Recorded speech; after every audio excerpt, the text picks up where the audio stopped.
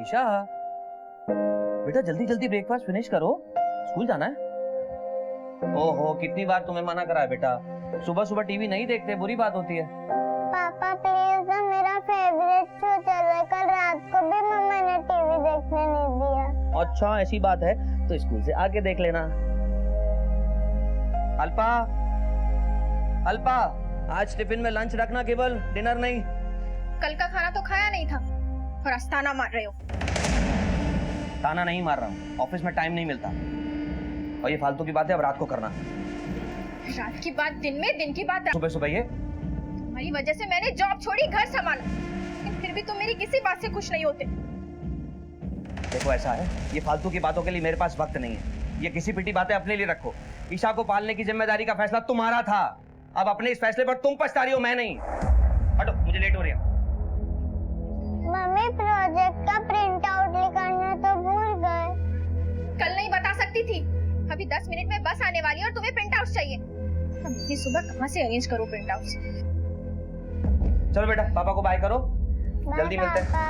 आते वक्त मेरे लिए वो वाली चॉकलेट लाना। Bye bye, love you. मम्मा, आप तो कहते हो कि लड़ाई झगड़ा करना बुरी बात है, फिर आप पापा से डेली फाइट क्यों करते हो? ईशा बेटा, हमारी फाइट पर ध्यान मत दो और आगे से हमारे बीच कोई फाइट नहीं होगी, ठीक है? पर मम्मा प्रिंट आउट का क्या करे, टीचर मुझे पनिश करेगी। मोहित दादा से लेने पड़ेंगे। एक काम करो बेटा, तुम मोहित दादा के पास जाओ और प्रिंट आउट्स निकलवाओ, जब तक मैं तुम्हारा बैग और टिफिन पैक करके लेकर आती हूँ। जाओ जाओ, जल्दी जाओ बेटा, लेट होगा। जाओ जाओ जाओ।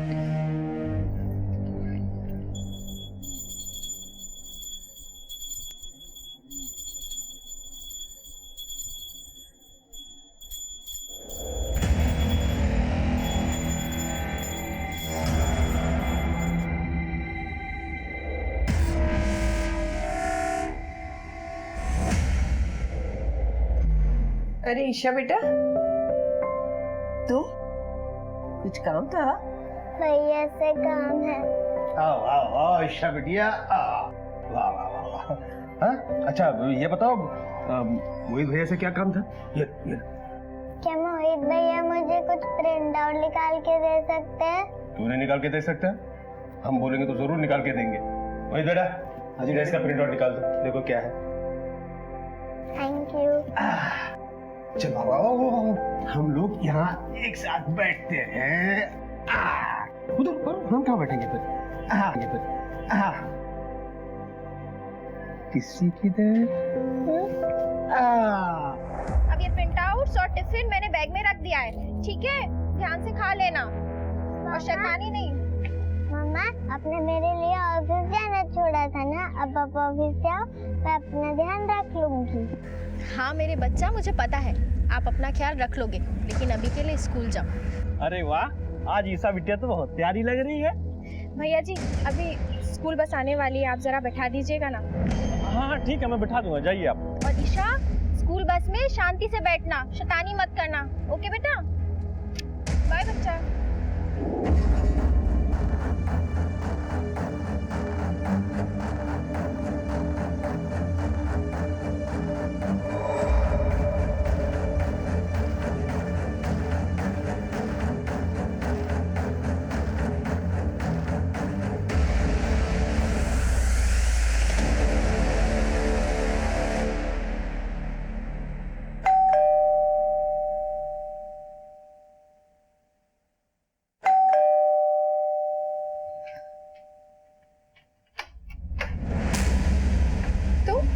हाँ मैं अंदर आओ।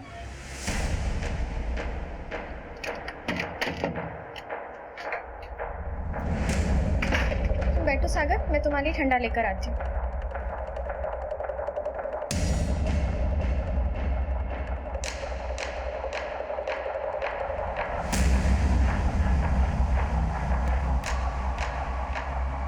सागर, ठंडा पियो।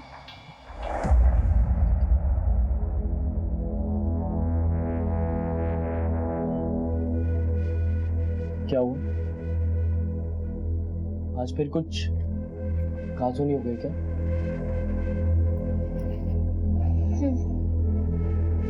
ये तो रोज की बात है। जिंदगी से गिला करने से बेहतर है कि उसे नए तरीके से शुरू करो। जरूरी नहीं है कि जिंदगी हमेशा तुम्हें धोखा ही दे। नहीं सागर, अगर जिंदगी ने मुझसे कुछ छीना है तो उसके बदले भी मुझे कुछ दिया है। ईशा, मेरी बेटी, वही मेरे जीने का सहारा है। और पता है सागर, मुझे उम्मीद है कि एक दिन सब कुछ ठीक हो जाएगा। तुम ठंडा पियो।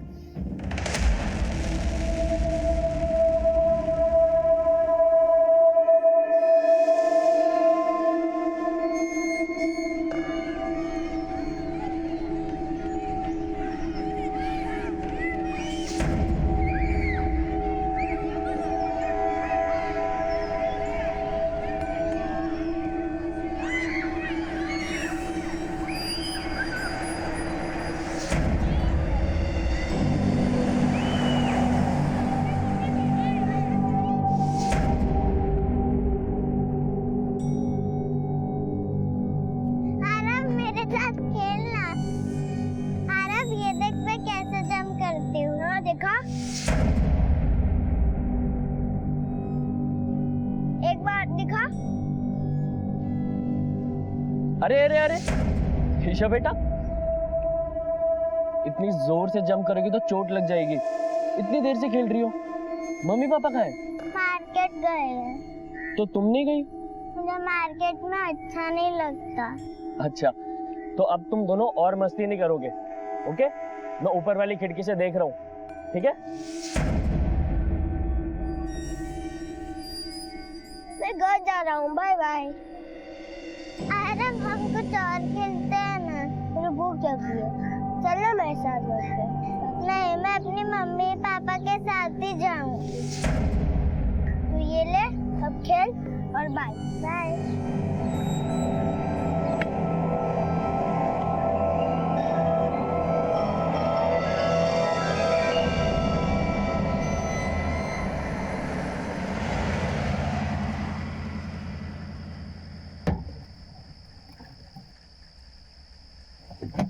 अच्छा सुनो भावेश, हाँ मैं सामान लेकर ऊपर जाती हूँ, तुम ईशा को लेकर आओ।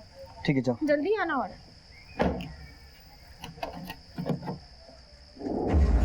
ईशा, ईशा, हाँ हाँ माँ, जस्ट अभी पहुँचे ही हैं, लिफ्ट में ही हूँ। ईशा बेटा, देखो पापा मम्मी आ गए। हाँ माँ, बाकी सब ठीक, बस बहुत थक गई आज। ईशा, ईशा बेटा, अल्पा, अल्पा, माँ मैं बाद में बात करती हूँ। जय श्री कृष्ण। अल्पा, ईशा घर पे आई क्या? नहीं तो, मैं अभी तो अंदर आई। मैंने गार्डन में बाहर देखा, कहीं भी नहीं दिख रही वो। नहीं दिख रही मतलब? अरे नहीं दिख रही मतलब कहीं नहीं दिख रही। अच्छा ठीक है, तुम आरव के यहाँ जाओ, मैं गुप्ता जी के यहाँ देख कर आती हूँ। जाओ।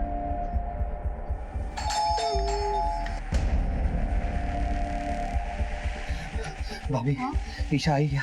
नहीं, ईशा यहाँ पे नहीं पर वो आई। तो आरव के साथ। आरव, आरव बेटा, ईशा आपके साथ गार्डन में खेल रही थी। आपको तो पता होगा बेटा कहाँ है ईशा। नहीं अंकल, मैंने उसे बोला था, लेकिन वो गार्डन में आपका वेट करती थी। हाँ, मैंने देखा था ईशा को उन्हें गार्डन में।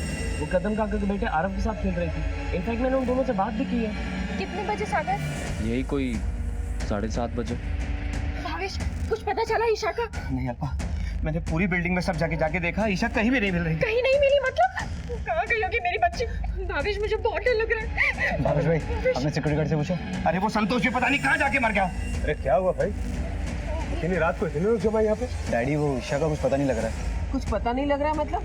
अरे छोटी सी बच्ची है, यही कहीं होगी, कहीं खेल रही होगी। देखो जरा ध्यान से। सब जगह देखा, पूरी बिल्डिंग देखी, गार्डन देखा, कहीं नहीं मिल रही। क्या कर गए थे तुम? साहब मोटर चालू करने गया था। ईशा कहाँ है? ईशा भी तो गार्डन में खेल रही थी। मैंने बाद में नहीं देखा तो मुझे लगा घर चली गई होगी। भावेश, मेरा मन बहुत घबरा रहा है। कहाँ गई होगी मेरी बच्ची? देखो अल्पा, घबराओ नहीं।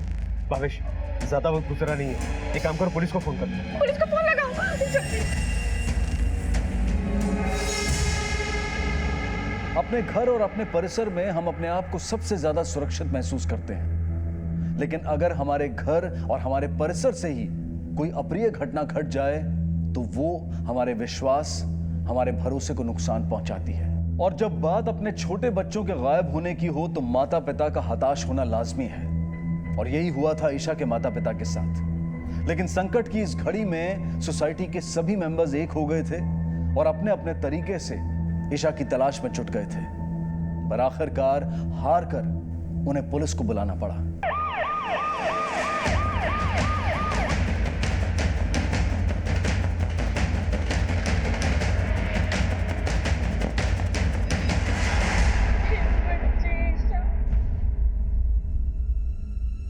आ गई होगी मेरी बच्ची।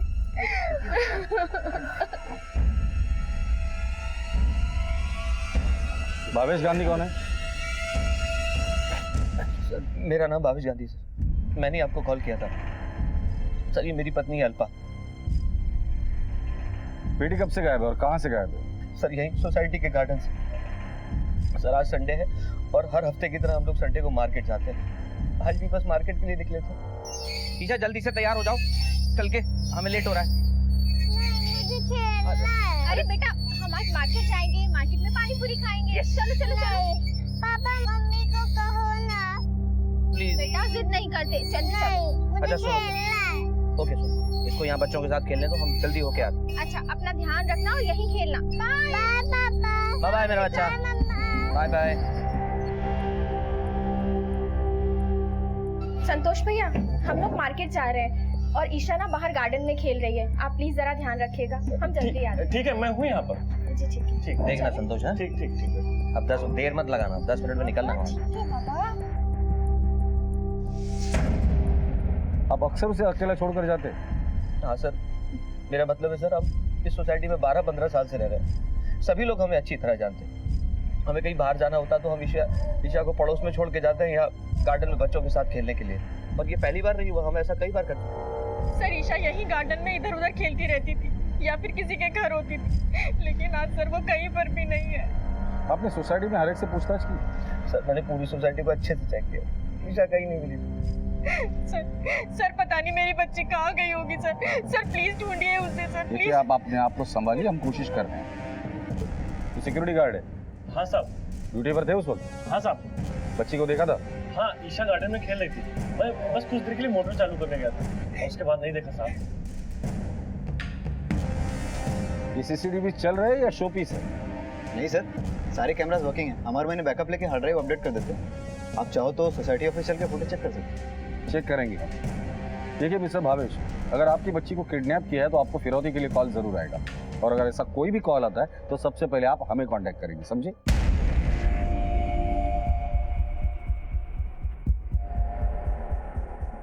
आप कितने बजे मार्केट के लिए निकले थे? सर तकरीबन 6 बजे के आसपास। 6 बजे के बाद की फुटेज दिखाओ। Okay sir. स्टॉप करो ये वाला। ये आपकी बेटी है? सर ये मेरी बेटी ईशा है सर। इस बच्चे के साथ खेल रही है? सर ये आरव है, इसी सोसाइटी का बच्चा है।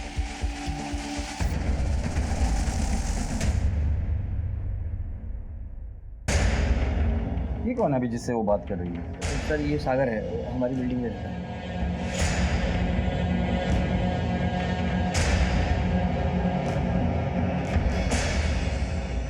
7:35 को ईशा वहां से चली गई। 7:40 को तुम्हारा वॉचमैन उसके पीछे चला गया।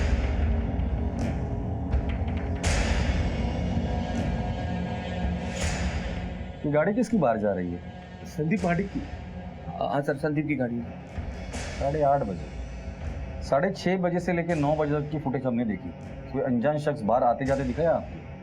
नहीं सर, सब सोसाइटी के लोग ही दिखे हैं सर। लेकिन फुटेज में ईशा भी सोसाइटी के गेट के बाहर जाते हुए दिखाई नहीं दी। इसका मतलब हो ना हो ईशा इसी सोसाइटी में। मोरे, सोसाइटी में जाके हर घर की अच्छे से तलाशी करो। सर पुलिस ने मामले की गंभीरता को देखते हुए सोसाइटी के हर घर को छान मारा। चप्पा चप्पा तलाश किया गया, लेकिन ईशा का कुछ पता नहीं चला। तुम्हें क्या लगता है कि कोई इनकी फैमिली के साथ? सोसाइटी के सभी प्रेमिसेस को चाहिए, बच्चे कहीं नहीं मिले। अब एक ही पॉसिबिलिटी बचती है, वो गाड़ी। सर, इसे कुछ बताना है आपको। बोल। सर, भावेश भैया का संदीप महादिक करके एक आदमी है, उसके साथ आए दिन झगड़ा होते रहता है उनका। आज सुबह भी सोसाइटी कमेटी में बहुत जोरदार लड़ाई हुई उनके। संदीप भाई खोटी बात है, आपके एसी का पानी मेरी गाड़ी पे गिर रहा है, रोज पतरा खराब हो रहा है, कौन भरपाई करके देगा उसकी? कौन भरपाई कर मतलब क्या मतलब? तुम्हारा एसी पानी गिर रहा है, कौन भरपाई करेगा? आप एक काम कीजिए मिस्टर गांधी, आप अपनी कार कहीं और पार्क कीजिए। ये कौन सा तरीका? अरे क्या बात कर रहे हो? एक बात सुन, सोसाइटी का जो प्रीमाइसेस है ना, सबकी कॉमन प्रॉपर्टी है, आपकी ओनरशिप नहीं है, समझ में आएगा नहीं? तो ठीक है, हम लीगल पेपर के साथ बात करेंगे, कोर्ट में बात करेंगे, समझा? कोर्ट की धमकी किसको देता है? मेरी बात अरे छोड़िए, हम गिरे ना कोर्ट में।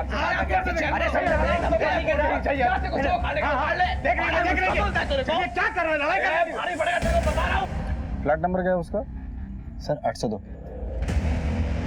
संदीप का है? वो तो बाहर गए हैं, कहाँ? पुणे, क्यों? किसी काम से। अभी थोड़ी देर पहले तक तो यहीं पर थे।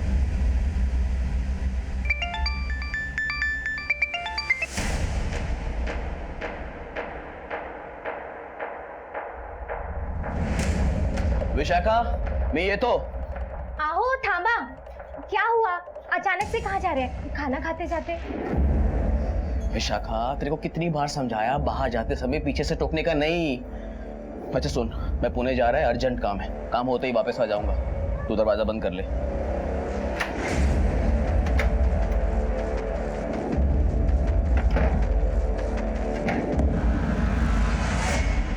पूना में किसके यहाँ गए? मुझे नहीं मालूम सर, उनके बिजनेस का मुझे कुछ भी नहीं पता है। घर से निकलने के बाद उन्होंने कॉल किया था तुम्हें? नहीं। नंबर दो उनका।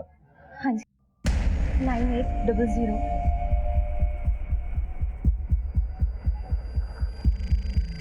सर नंबर स्विच ऑफ है। अगर उनका फोन आता है तो तुरंत हमें कांटेक्ट करने के लिए बोल देना। जी सर। लड़की 8 और 9 के बीच गायब हुई है और संदीप 8:30 बजे अपने घर से पूना के लिए निकला था। अब दो पॉसिबिलिटीज बनती है, लड़की या तो इसी कॉम्प्लेक्स में या फिर संदीप के पास है। लेकिन सर सिर्फ गाड़ी पे एसी का पानी गिरने के झगड़े की वजह से कोई इतना बड़ा कदम क्यों उठाए? फिर उसका फोन क्यों स्विच ऑफ है? उसका पूना के लिए निकलना और फोन स्विच ऑफ होना ये कोइंसिडेंस नहीं हो सकता। सर, जिस तरह की फेंसिंग है, यहाँ से बच्ची को उठाकर बाहर ले जाना मुश्किल है। घर की तलाशी कहाँ तक पहुंची? बस सर 2-3 घर ही बचे हैं। ठीक है मोरे, सिक्योरिटी गार्ड से अकेले में बात करो, हो सकता है कि संदीप के अलावा भी कोई। मैं अपने माँ बापू की कसम खा के कहता हूँ साहब, मैं उस बच्ची के बारे में कुछ भी नहीं जानता हूँ। देख संतोष, एक बच्चे किडनैप, वो भी जब तू ड्यूटी पर। पहले बच्ची विंग में जाती है और उसके पीछे तू जाता और फिर बच्ची किडनैप हो जाती। ऐसी हालत में तुझ पे शक कैसे ना करे? बता कहाँ गया था? साहब गरीब आदमी हूँ साहब, मैं ऐसा क्यों करूँगा? तुम्हें उनके परिवार के बारे में कुछ ऐसी चीज़ नोटिस की है जो तुम्हें अजीब लगी हो? साहब वो सागर साहब अल्पा मैडम के आगे पीछे घूमते रहते हैं, हमेशा घूरते रहते हैं और ईशा बेटे से कभी कभी आते रहते बात भी करते हैं। हाँ सर, मैं आता जाता रहता हूँ अल्पा के घर। पूरी सोसाइटी में तुम सिर्फ अल्पा से बात करते हो और ईशा को ही चॉकलेट देते हो, खास वजह? वो दरअसल अल्पा मेरी अच्छी दोस्त है, लेकिन भावेश के बर्ताव से वो दुखी रहती है सर। तो तुम उसे कंधा देने का काम करते हो? नहीं सर, बस बात कर लेता हूँ। सिर्फ बात करते हो या कुछ और भी है? ईशा को कहाँ गायब किया तुमने? नहीं सर, मैं भला ईशा को क्यों गायब करूँगा? मेरे और अल्पा के बीच में ऐसा कुछ नहीं है, मैं उस टाइप का लड़का नहीं हूँ सर। तुम किस टाइप के लड़के हो इसका पता तो हम लगा ही लेंगे, लेकिन जब तक ये केस सॉल्व नहीं होता तुम शहर छोड़ के कहीं नहीं जाओगे। सर मेरी ईशा किसी अजनबी के साथ नहीं जा सकती, कितनी छोटी है वो सर। सर उसे ढूंढ के लाइए कहीं से भी, वरना मैं मर जाऊंगी। सर मैं मर जाऊंगी। इन दिनों में आपने ऐसा कुछ नोटिस किया जो आपको अजीब लगा हो? जैसे कि कोई आपका पीछा कर रहा हो या कोई ईशा से जबरदस्ती बात करने की कोशिश कर रहा हो, कोई जान पहचान वाला, कोई अनजान? नहीं सर, हमने ऐसा कुछ भी नोटिस नहीं किया और ना ही ऐसा कुछ सोचा था कि हमारी बेटी के साथ ऐसा कुछ होगा। ये सागर जो आपके सोसाइटी में रहता है, उसके साथ आप लोगों का क्या रिलेशन है? सर कुछ नहीं, बस ऐसे ही आते जाते जान पहचान है, हमारी ही बिल्डिंग में रहता है। क्या वो ईशा को नुकसान पहुंचा सकता है? नहीं नहीं सर, वो ऐसा क्यों करेगा? ठीक है मोरे, ईशा की फोटो आसपास के इलाके में भी दिखा दो, हमें कोई भी पॉसिबिलिटीज को इग्नोर नहीं करना चाहिए।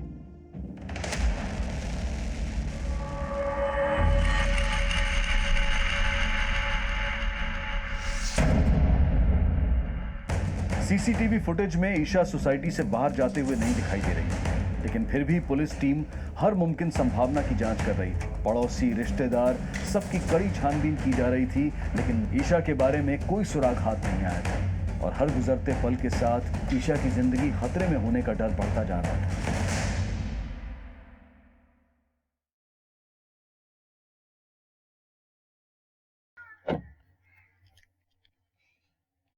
आपण संदीप माडिकात? हो साहब, संदीप माडिक नहीं आए। सर मेरी कंपनी पुणे में पिछले काफ़ी सालों से ज़मीन खरीदना चाह रही थी, पैसे भी तैयार थे सर। कल शाम को मेरे बिजनेस पार्टनर का फ़ोन आया और बस मैंने पैसे का बैग उठाया और तुरंत पुणे के लिए रवाना हो गया। वो डील भी फाइनल होगी सर, और पेमेंट करके बस रातों रात में अभी पहुंचा हूँ मुंबई। सुबह तुम्हारा भावेश के साथ झगड़ा हो जाता है, उसी शाम भावेश की बेटी ईशा गायब हो जाती है, उसी शाम तुम्हें तुम्हारा बिजनेस पार्टनर का फोन आता है, तुम पुणे चले जाते हो। एक दिन में इतने सारे कोइंसिडेंस, थोड़ा अजीब नहीं लगता? वो सब मैं नहीं जानता सर, लेकिन मैं जो कुछ भी कह रहा हूँ बिल्कुल सच कह रहा हूँ सर। आप चाहिए तो मेरे बिजनेस पार्टनर से पूछ सकते हैं सर, मैं उनकी डिटेल्स देने को तैयार हूँ सर। वो तो डिटेल्स हम लेंगे ही और वेरीफाई भी करेंगे। सर आप समझते क्यों नहीं? सोसाइटी की छोटी मोटी झगड़े की वजह से ऐसा घिनौना काम मैं थोड़ा ही करूँगा। छोटे छोटे झगड़ों की वजह से बड़े बड़े जुर्म होते हुए हमने देखे हैं। अपने सारे डिटेल्स लिखवा देना और शहर छोड़कर जाने से पहले हमें इन्फॉर्म करें। दीक्षित, गाड़ी चेक करो इनकी। ओके साहब। अरे कमाल करते सर आप समझते क्यों नहीं? मैं जो कुछ कह रहा हूँ सच कह रहा हूँ। आप लोग बिना मतलब कि मुझ पर शक कर रहे हैं, और वैसे भी आपको ईशा के बारे में पूछना है तो सर आप गुप्ता जी से क्यों नहीं पूछते? किसी की क्योंकि कल शाम को जब मैं पुणे जा रहा था तो ईशा गुप्ता जी के घर के सामने खड़ी थी। तुम 8:30 बजे बिल्डिंग के गेट से बाहर निकले, इसका मतलब गुप्ता जी के यहाँ तुम 8:20 या 8:25 को पहुंचे होंगे। हाँ सर, तकरीबन यही समय रहा होगा सर। उस समय ईशा बॉल से खेल रही थी सर। जिस दिन ये हादसा हुआ उस वक्त आप लोग कहाँ थे? जी मैं और पार्वती रिश्तेदार की शादी में गए हुए थे अंधेरी। कितने बजे? ये कोई 5 बजे के आसपास। लेकिन आप ये सारे सवाल हमसे क्यों पूछ रहे हैं? गायब होने के पहले ईशा को आपके फ्लैट के बाहर देखा गया था और शायद वो आखिरी बार था। तुम उस वक्त कहाँ थे? तो पढ़ाई कर रहा था। और कुछ नहीं सर। फिर 9 बजे के लगभग अल्पा भाभी ईशा के बारे में पूछने आई थी। तुमने ईशा को देखा था? नहीं सर। गुप्ता जी वार्निंग नहीं लेकिन नसीहत दे रहा हूं मैं। ईशा को आपके फ्लैट के बाहर आखिरी बार देखा गया था रात 8:30 और 9 के बीच। अगर ईशा के बारे में आप लोग कुछ भी जानते हो तो अभी बता दो। अगर हमें पता चला ना तो वार्निंग देने का मौका भी नहीं दूंगा। 7 साल की ईशा गांधी को लापता हुए पूरा एक दिन बीत चुका था, लेकिन उसके बारे में कोई भी पुख्ता जानकारी अब तक पुलिस के हाथ नहीं लगी थी, और ना ही उसके माता पिता को फिरौती के लिए अब तक कोई कॉल आया था। पुलिस के लिए जैसे केस एक पहेली बन गया था। उनके तहकीकात के तरीके पर भी सवालिया निशान लगाए जा रहे थे, और इस तनावपूर्ण माहौल में एक ऐसी खबर आई जिसने इस केस को बेहद खतरनाक मोड़ दे दिया।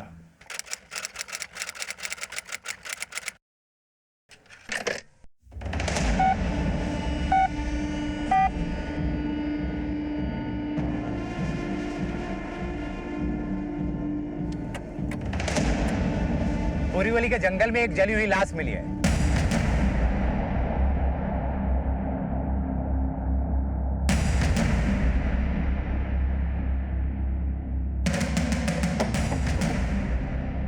फोन कॉल के हिसाब से लोकेशन तो यही होनी चाहिए। आसपास देखो कोई लाश मिल जाएगी।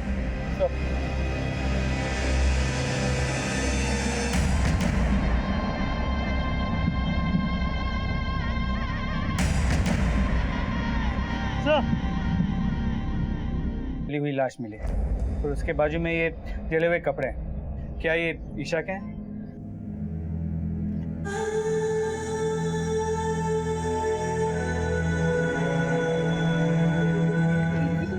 ईशा की ईशा की ईशा मेरी बच्ची ईशा भाभी मेरी बच्ची मैं इसे फोरेंसिक को भेजना हूँ। ईशा मेरी बच्ची ईशा मेरी बच्ची ईशा तुमने मारा है मेरी बेटी को। तुमने ही बोला था ना उसे अकेला छोड़ दो। तुमने ही मारा है मेरी बच्ची को। मेरी बच्ची ईशा। मुंबई के बोरीवली इलाके में एक सुनसान जगह पे पुलिस को आज एक बच्ची की जली हुई लाश मिली है। माँ बाप ने उस बच्ची के जले हुए कपड़ों से उसकी शिनाख्त कर दी है। सर मीडिया इस केस को थोड़ा ज्यादा ही उछाल रही है। देख रहा हूँ मैं। ये लोग तो हमारी मजबूरी समझते ही नहीं है। इन्हें लगता है कि पुलिस के पास एक जादू की छड़ी है जो घुमा देंगे तो केस सॉल्व हो जाएगा। सर ये पोस्टमार्टम रिपोर्ट आ गई है। सर रिपोर्ट के मुताबिक बच्चे की उम्र करीब 5 से 7 साल की है और उसकी मौत दम घुटने की वजह से हुई, जिसके बाद बॉडी को जलाया गया, लेकिन अभी कुछ ठोस कहा नहीं जा। बॉडी को पूरी तरह से जला दिया, रिपोर्ट आने में वक्त तो लगेगा। सर इसके अलावा बॉडी के पास जो आधे जले हुए कपड़े मिले उसमें सीमन के ट्रेसेस हुए।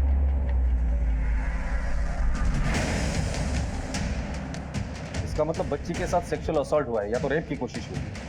सैंपल्स को डीएनए टेस्टिंग के लिए लैब में भेजा गया, रिपोर्ट आने में वक्त लगेगा। सर आपके ऑर्डर के मुताबिक हमने सोसाइटी के अगले 2 दिनों की फुटेज ऑब्जर्व की है, ज्याच्यात एक गोष्ट शक वाढवत आहे।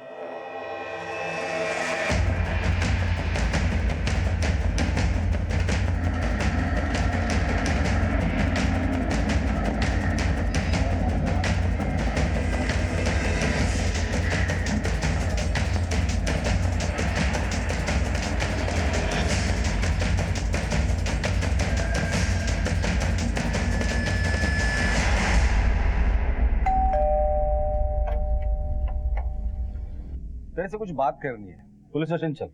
मगर क्यों? चल बोला ना। माँ! चल। माँ! डैडी! अरे क्या हुआ सब? पूछताछ के लिए पुलिस स्टेशन लेके जा। अरे किसकी पूछताछ के लिए? ईशा मर्डर केस में। देखिए साहब, आपको जरूर कोई गलतफहमी हो रही है। मेरा बेटा ऐसा कर नहीं सकता। ले चलो इसे। मेरी बात सुनिए साहब, मेरी बात सुनिए साहब, मोहित को छोड़ दीजिए। देखिए गलतफहमी हो रही है साहब, लेकिन अब पता नहीं मेरे बेटे को ले जा रहे हैं साहब। एक मिनट चलिए साहब, मेरी बात सुनिए। मैं समझता हूँ साहब, न्यूज़पेपर और अखबार में आपकी धज्जियां उड़ाई जा रही है। अपने गुनहगार को तो आप पकड़ नहीं पा रहे। मेरे बेटे को बलि का बकरा बना रहे हैं आप। गुप्ता जी, आपके सोसाइटी में इतने सारे लोग हैं, हम आपके ही बेटे को बलि का बकरा क्यों बनाएंगे? ईशा गायब हुई थी संडे रात को, बुधवार रात को उसकी लाश मिली थी और मंगलवार रात को आपका बेटा एक बड़ा सा सूटकेस बाहर लेके जाते वक्त सीसीटीवी में दिखाई दिया है। देखिए इंस्पेक्टर साहब, मेरा बेटा मानती हूँ मैं कि आलसी है, निकम्मा है, लेकिन वो कभी किसी का खून नहीं कर सकता। अगर उसने कुछ किया नहीं होगा तो छोड़ दीजिए उसे। ले चलो इसे। सर्कमस्टेंशियल एविडेंस के आधार पर मोहित दोषी पाया गया, लेकिन मोहित के माता पिता और सोसाइटी के लिए ये आरोप अविश्वसनीय था, क्योंकि बचपन से ही सब उसे जानते थे।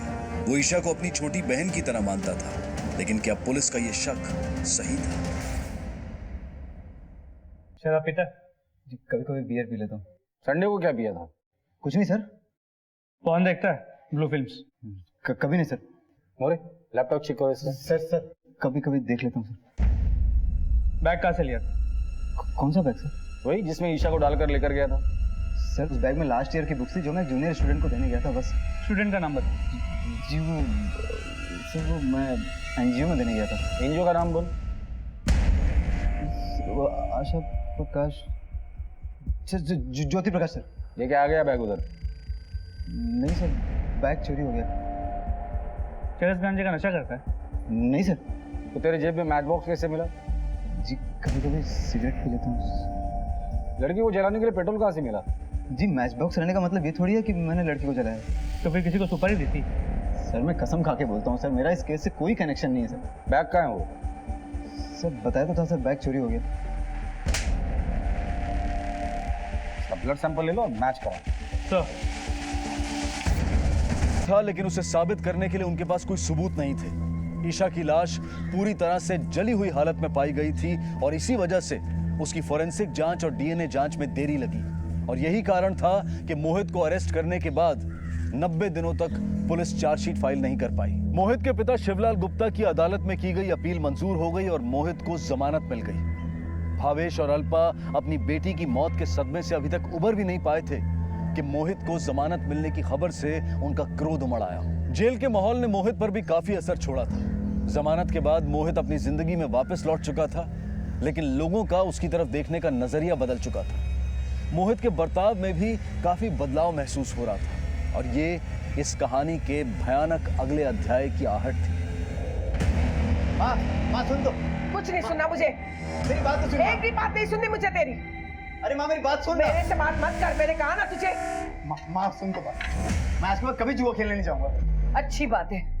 माँ तो मुझसे ऐसे क्यों बात कर रही है? मुझे तुझसे बात करने से भी डर लगता है।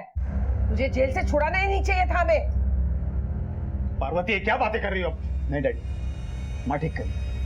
मुझे जेल से छुड़ाना ही नहीं चाहिए। जब खुद की माँ को मुझ पर भरोसा नहीं है तो क्या फायदा? माँ तुझे क्या लगता है मैंने ईशा को मारा है? मैं ईशा को मार सकता हूँ? ठीक है माँ, मुझे लगता है ना मैंने ईशा को मारा है, मैं तेरे लिए फांसी पे भी चढ़ जाऊंगा। बस इमोशनल ब्लैकमेल करने की कोशिश मत कर मुझे। एक बात बता, उस दिन रात को कौन सी किताबें लेकर गया था तू? तू पुलिस को चकमा दे सकता है, मुझे नहीं। ये बात से बता, ये बीती बातें लेकर बातें करने क्या फायदा तुम्हें? क्या बीती बातें हाँ? जब देखो तभी बेटे का साइड लेते रहते हो। अरे बड़ी मुश्किल से अभी तो पुलिस ने छुड़ा के लाया हूँ उसे। बस आपकी वजह से ये बिगड़ता है, जब देखो तब बस बेटा बेटा बेटा, और कुछ खराब हो जाए तो उसके बाद माँ के ऊपर जाता है सब कुछ। दिन भर तुम्हारे पास ही रहता है ना। देखा, आ गए ना अपनी औकात पे। औकात पे मैं ही बुरी बन गई आपके सामने।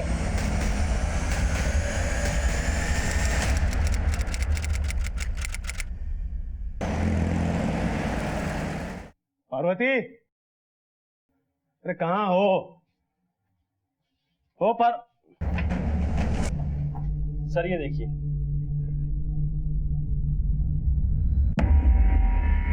जूम कर। मोरे देखो, हमारा शक सही निकला। मोहित हाथ में प्लास्टिक की थैली लेके जा रहे हैं। मुझे लगता है मिसेस गुप्ता को मारने के बाद वो गेट से बाहर जा रहे हैं। काम करो, इस मोहित की फोटो हर पुलिस स्टेशन में सर्कुलेट कर दो। तो इनिशियल इन्वेस्टिगेशन में ये भी पता चला कि मोहित ने एक बाइक चोरी की, उसे जुआ खेलने की लत लग गई, पैसे कमाने का भूत सवार। पिछले कुछ दिनों में उसने जुए में काफी पैसे जीते भी थे। शहर के जितने भी जुए के अड्डे हैं सब चेक करो। और इस मोहित ने कंगन चोरी की है, मतलब वो बेचेगा जरूर। आसपास के एरिया में जितने भी ज्वेलरी शॉप है वहां जाके पता करो। सर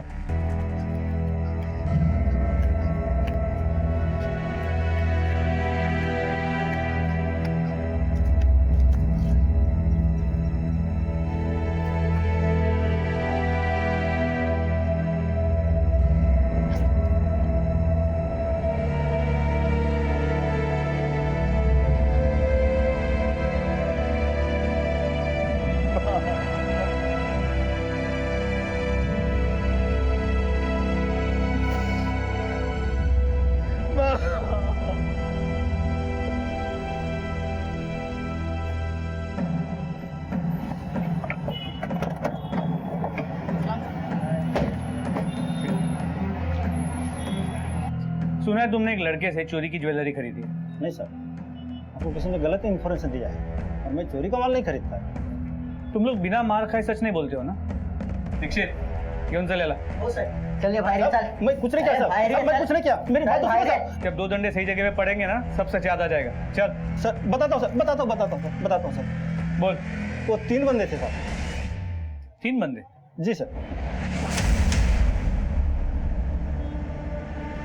सीसीटीवी कैमरा का फुटेज मुझे देखना है। जी सर, मैं दिखाता हूँ।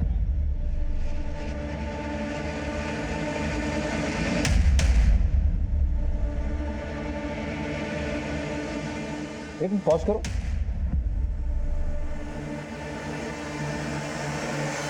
ये तो पीटर और जॉन है, चेन स्नैचर।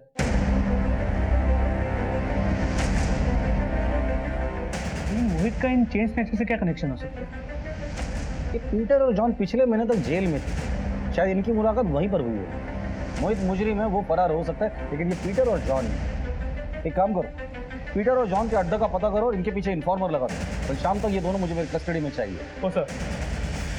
पुलिस को अब यकीन हो चुका था कि मोहित ने ही पहले ईशा और फिर अपनी मां का कत्ल किया है, और अब वो शहर छोड़कर भागने की फिराक में है।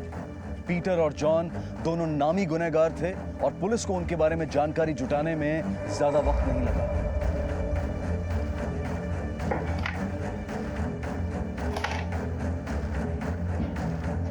अरे पुलिस!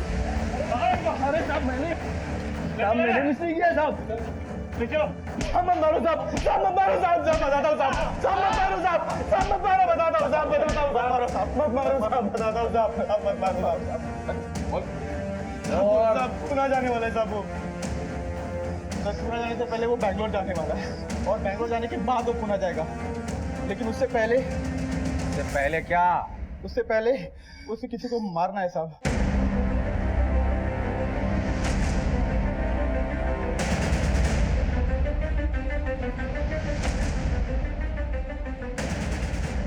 सोसाइटी में सबको अलर्ट कर दो और एक कांस्टेबल सिविल ड्रेस में 24 घंटे वहां लगा दो।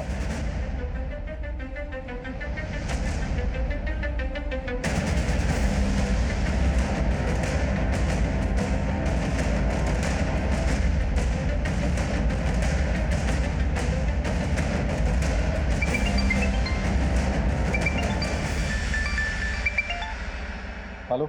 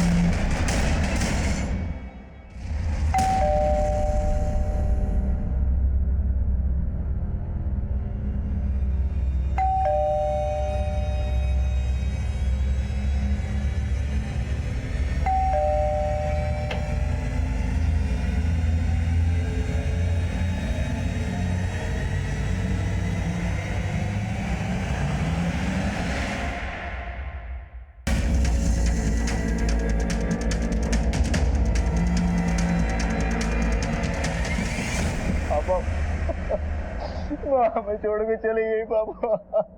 इतना प्यार करता था तो फिर उसे मारा क्यों? मैं अपनी माँ को कैसे मार सकता हूँ? घर छोड़कर भागा क्यों? कौन भी यहाँ पर छोड़कर गया? माँ पर तुझे तरस भी नहीं आया? उस बच्ची को मारते हुए तुझे शर्म नहीं आई? सच कहती थी तेरी माँ, मेरे लाड़ पे आने सब बिगाड़ दिया। अगर आज उसकी बात सुनता ना, वो जिंदा होती और तू घर के बाहर।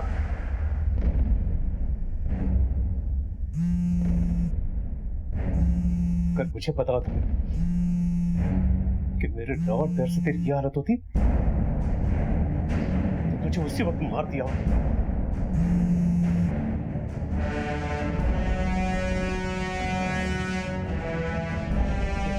क्या कर रहा है? पागल हो गया तू? क्यों मारा?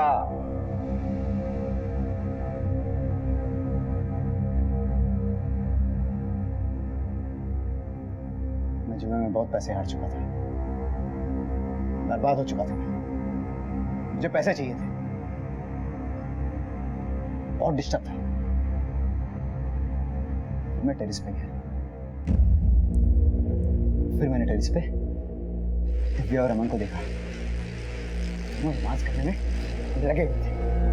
वो देख के और डिस्टर्ब होने लगा। मैं मेरे साथ कोई रोमांस ही नहीं करता, कोई लड़की मेरे पास ही नहीं आती, ना मुझसे दोस्ती करती। एक बार फेल क्या हो गया, कोई लड़की दोस्ती नहीं करती मुझसे। मैं और ज्यादा फ्रस्ट्रेट होने लगा। फिर मैंने फ्लैट के सामने ईशा को खेलते हुए देखा।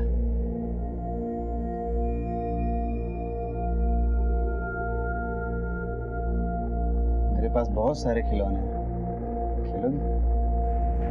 आ जाओ।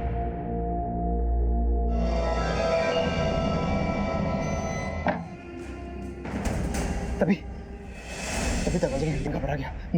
मुझे लगा अब क्या होगा? अब मैं क्या करूंगा? फिर मैंने एक बैग में उसकी लाश को भर के किसी को खबर नहीं। मौका देखते ही वो बैग को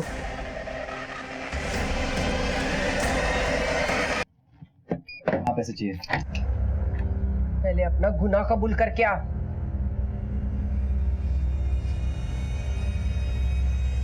कौन सा गुनाह? कैसा गुनाह? हर बात पे ईशा ईशा ईशा। वो तुम्हारी औलाद है? मैं इसी माँ ऐसी होती है क्या? पहले तो हर बात पे साथ देती थी, पहले हमेशा मेरा सपोर्ट करती थी, तो अचानक से बदल गई। मुझे पैसे चाहिए थे, वो पैसे नहीं देती थी मुझे। बोलता था मुझे पैसे दे पैसे दे पैसे दे, नहीं सुनती थी। क्या करती? मारना पड़ा उसे। बाप को मारने की कोशिश क्यों की? वो तो आंखें बंद करके तुझसे प्यार करता था। नहीं नहीं नहीं, डैडी भी अब माँ की जबान बोलने लगे थे। वो भी मुझ पर शक करने लगे कि मैंने ईशा को मारा है। उन्हें मुझ पर भरोसा ही नहीं रहा। फिर मैंने सोचा कि दोनों जिंदगी भर साथ रहे, तो इनको भी माँ के पास पहुंचा दूंगा तो कितना अच्छा रहेगा। दोनों आगे भी साथ रह लेंगे, फिर सारी दौलत, सारा पैसा मेरा हो जाएगा। उनकी जिंदगी का तो मुझे पता नहीं, लेकिन तेरे जीते जी तू उस जेल से बाहर नहीं जाएगा, ये मैं तुझे लिख के देता हूँ।